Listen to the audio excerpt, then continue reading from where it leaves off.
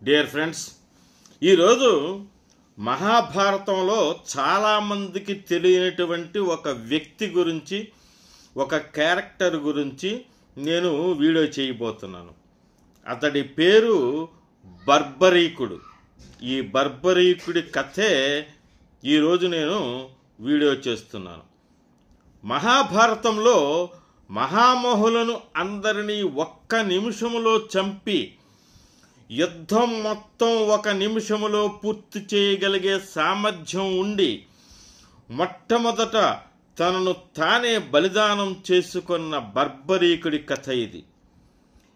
ఎన్ని రకాల క్యారెక్టర్లు, ఎన్ని రకాల తత్వాలు మహాభారతం తవ్వే కొద్దీ అనేక పాత్రలు దర్శనమిస్తాయి. కొన్ని ఆలోచనలో పడేస్తే కొన్ని ఆవేదనకు గురి చేస్తాయి, కొన్ని ఆశ్చర్యాన్ని కలిగిస్తే కొన్ని దిగ్భ్రమలో పడేస్తాయి. దాదాపు అన్ని ఉద్వేగాలకు మహాభారతమే మొత్తం భారతములో అన్నింటికన్నా భిన్నమైన క్యారెక్టర్. అతడే బర్బరీకుడు. బహుశా ప్రస్తావన పూర్వకంగా ఎక్కడైనా తన పేరు విని ఉంటారేమో, కానీ తన గురించి పూర్తిగా తెలుసుకున్నవారు తక్కువ మంది ఉంటారని నేను ఈ వీడియో చేస్తున్నాను. నిజానికి మహాభారతం అంటేనే శ్రీకృష్ణుడి చరిత్ర అనుకుంటాం. నిజానికి మహాభారతం నిండా కృష్ణుడే. తను లేనిదే మహాభారతం లేదు. ఇంతకీ ఈ బర్బరీకుడు ఎవరు అంటారా? ఈ బర్బరీకుడు ఘటోత్కచుడి కొడుకు. లక్క ఇల్లు తగలబడ్డాక ప్రాణాలు అరచేతుల్లో పెట్టుకొని పరుగులు తీస్తున్న ఆ వనవాసంలో హిడింబి అనే రాక్షస యువతిని పెళ్లి చేసుకుంటాడు భీముడు. వాళ్ళ కొడుకే ఘటోత్కచుడు. ఆ ఘటోత్కచుడు ఓ యాదవరాజు మురుబిడ్డ మౌర్విని, అహిలావతి ఆమె పేరు, ఆమెను పెళ్లాడతాడు. ఆ ఘటోత్కచుడికి అహిలావతికి కలిగిన బిడ్డే బర్బరీకుడు. నిజానికి తను ఓ యక్షుడు. ఓ కారణం వల్ల మనిషిగా జన్మిస్తాడు. రాజస్థాన్లో ఖటుశ్యాంజీ పేరిట, గుజరాత్లో బలియాదేవి పేరిట కొలుస్తారు బర్బరీకుడిని. అక్కడి జానపదాలు ఈ పాత్రను అంతగా జనంలోకి తీసుకెళ్ళాయి. తను చిన్నప్పటి నుంచే తల్లి దగ్గర యుద్ధ విద్యలు నేర్చుకుంటాడు. దేవి ఉపాసకుడు కూడా. దేవి ప్రత్యక్షమై 3 ప్రత్యేక బాణాలని వరంగా ఇస్తుంది బర్బరీకుడికి. ఆ 3 బాణాలనే బర్బరీకుడు తన వెంట ఉంచుకుంటాడు. అందుకే తనని త్రిబాణధారి అంటారు.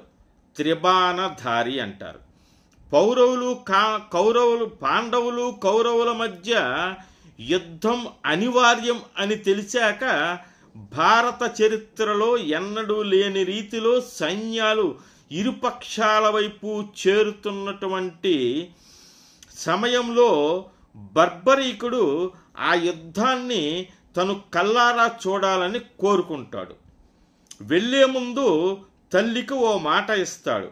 ఒకవేళ నేను యుద్ధంలో దిగి పోరాడాలి అని అనుకుంటే నేను బలహీనుల పక్షాన నిలబడి మాత్రమే యుద్ధం చేస్తాను, ఓడిపోయే వారిని గెలిపిస్తాను అని.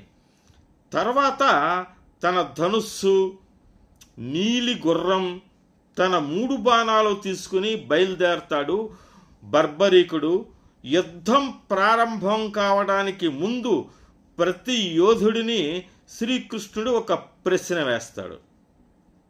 నీకే బాధ్యతలు ఇస్తే యుద్ధాన్ని ఎన్ని రోజులలో ముగించగలవు? ఇది ప్రశ్న. 20 రోజులు చాలునని భీష్ముడు అంటే 25 రోజులు కావాలని ద్రోణుడు చెబుతాడు. 24 రోజులు సరిపోతాయని కర్ణుడు అంటాడు. 28 రోజులు పడుతుందని అర్జునుడు అంటాడు. ఇలా తలా ఓ రకంగా చెబుతారు. దూరంగా ఉండి ఇవన్నీ చూస్తున్న బర్బరీకుడిని గమనిస్తాడు శ్రీకృష్ణుడు. ఒంటరిగా తను బ్రాహ్మణ వేషంలో అతన్ని సమీపించి, యోధుడా,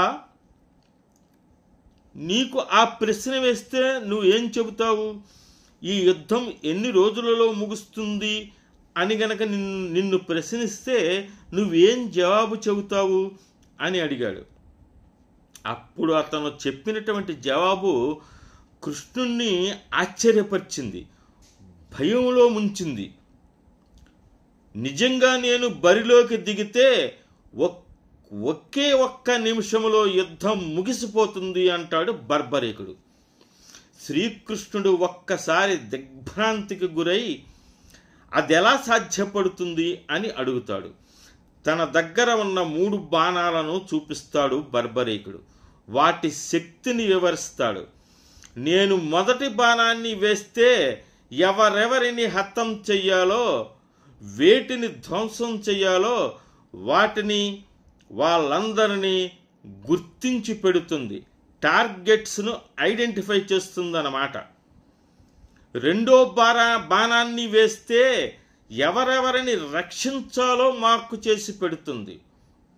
మూడో బాణాన్ని వేస్తే రక్షించాల్సిన వాళ్ళను విడిచిపెట్టి మొదటి బాణం మార్కు చేసిన ప్రతి దాన్ని ధ్వంసం చేస్తుంది. ఆ బాణాలు మళ్ళీ నా దగ్గరకు వచ్చేస్తాయి అంటాడు బర్బరీకుడు. దీంతో కృష్ణుడు అయోమయంలో పడతాడు. ఇక రెండవ భాగంలో మిగిలిన విషయాలు నేను తెలియజేస్తాను. త్వరలోనే రెండవ భాగం కూడా నేను వీడియో చేస్తాను. ఈ భాగం మొదటి భాగం మీరు లైక్ చేసి నా ఛానల్ సబ్స్క్రైబ్ చేసుకోవాల్సిందిగా మిమ్మల్ని అందరినీ కోరుకుంటున్నాను. సెలవు.